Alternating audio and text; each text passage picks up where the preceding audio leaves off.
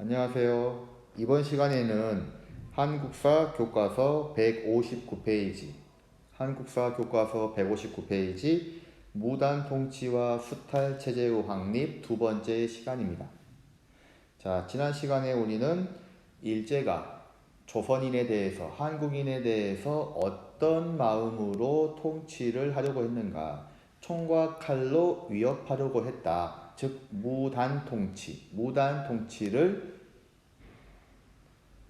통해서 조선인들을 억압하고 탄압하려고 했다라고까지 설명드렸습니다. 자, 이어서 토지조사 사업입니다. 토지조사. 자, 조선의 땅을 조사하는 겁니다. 왜 땅을 조사할까요? 어떤 의도가, 목적이 있었겠죠. 자, 1910년부터 1918년까지.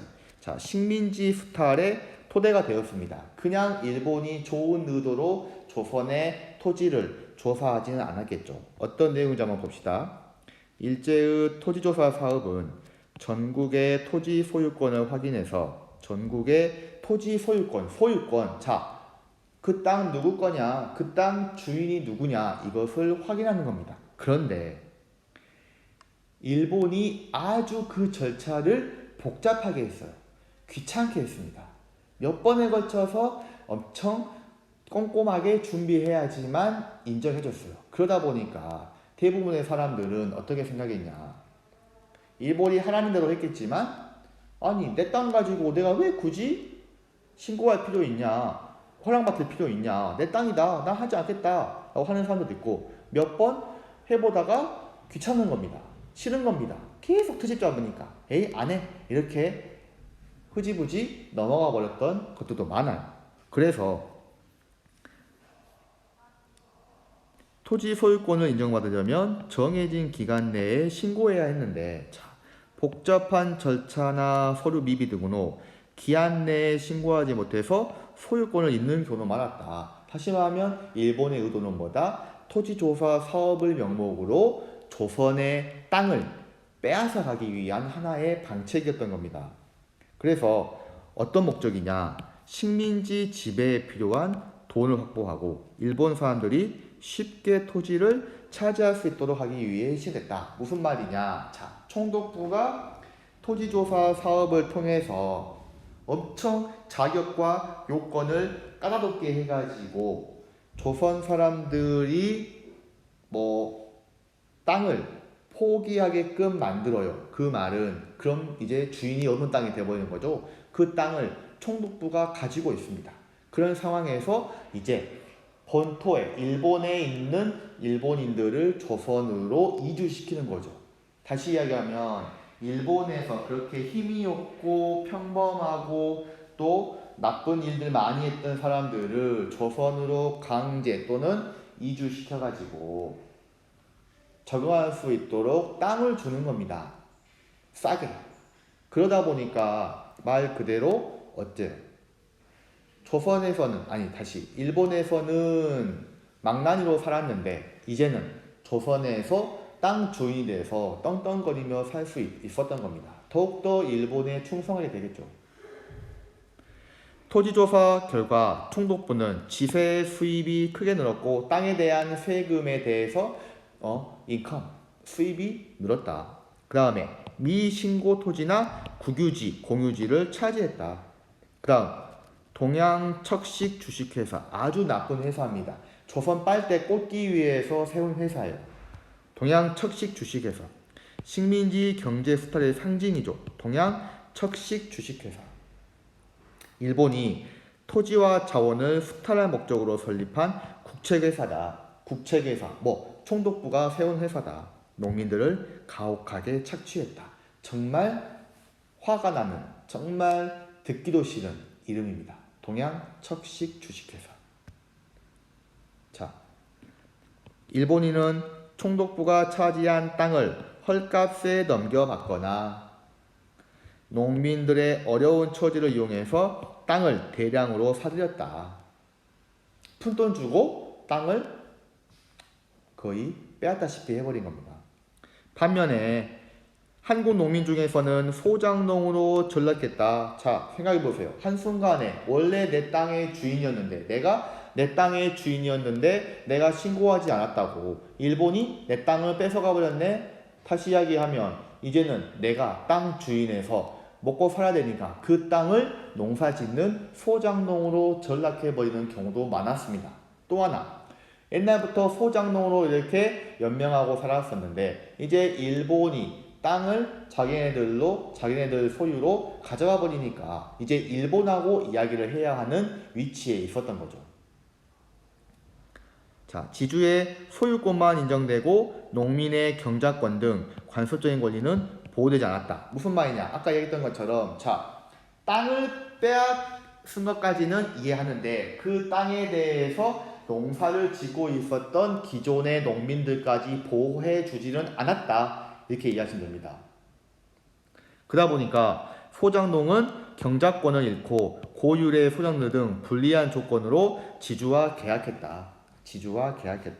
일본 애들과 계약했다. 동양 척식 회사와 계약했다. 살기 어려워진 농민은 화전민이 되거나 만주, 연해주 등지로 이주했다. 다시 말하면 더 이상 조선에는 희망이 없다. 우리 떠나겠다. 다른 나라로 가겠다. 중국, 러시아로 가겠다. 자. 일본 자본주의 땅속부터 바닥까지 침탈하다.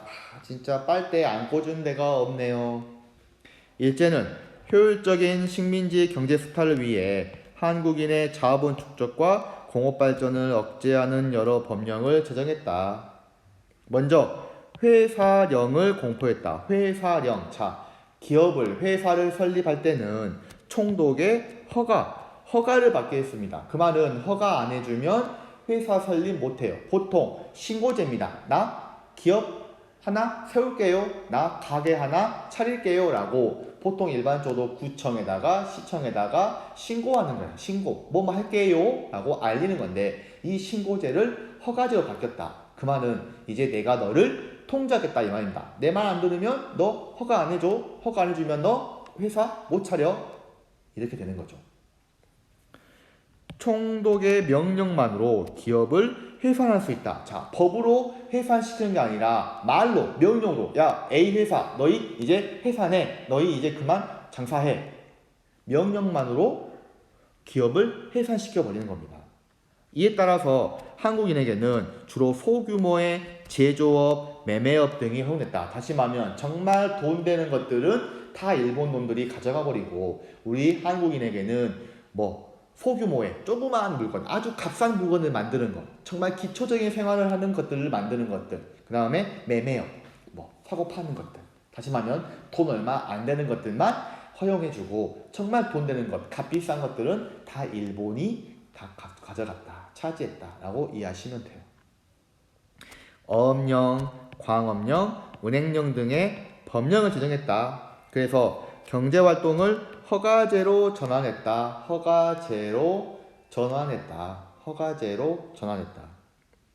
인삼에 대한 전매제를 실시했다. 인삼에 대해서 전매제를 실시했다. 자, 원래 고려인삼, 개성인삼 해가지고 인삼이 아주 수요적인 측면에서 값비싼 거였어요. 그래서 이런 인삼에 대해서 일본이 자기들이 직접 독점적으로 다 사업권을 가져가 버리는 겁니다. 그러니까 어찌됐든 돈 되는 것은 다 저들이 가져가 버렸다 이렇게 이해하시면 돼요. 이로써 일제는 한국의 자원을 철저하게 장악했다. 그리고 민족 자본의 성장 가능성을 차단했다. 왜? 허가받게 했으니까 조금이라도 커질 것 같아. 조금이라도 성장할 것 같아. 그러면 바로 야 허가 안 해. 다른 거 해봐. 이렇게 해버린 겁니다. 국윤이 달편이랬다. 철도, 도로, 항만과 통신망 등 기간시설을 새롭게 건설하고 정비했다. 자, 여기에서 여러분이 오해하면 안 되는 게 일본이 조선에 대해서 이렇게 나름대로 도움 준 거 아니에요? 아닙니다. 절대 아닙니다. 왜 이런 거 만들었냐? 자기네들이 수탈하기 쉽게 하려고 철도 왜 깔았어요? 부산까지 왜 깔았어?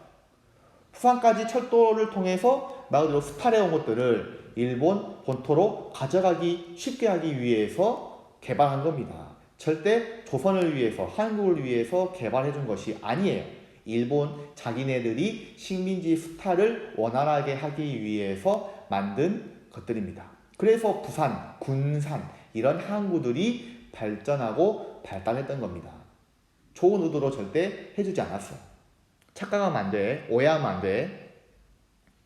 이는 한국에 대한 정치적 지배를 강화하는 동시에 자국의 상품 시장을 확대하고 식량 원료를 손쉽게 일본으로 가져가려고 했다. 손쉽게 일본으로 가져가려고 했다. 그 결과 한국인의 산업활동은 크게 위축됐고 당연히 일본 자본주의에 종속됐다. 됐죠? 문제가 아주 많습니다. 자, 그래서 보세요.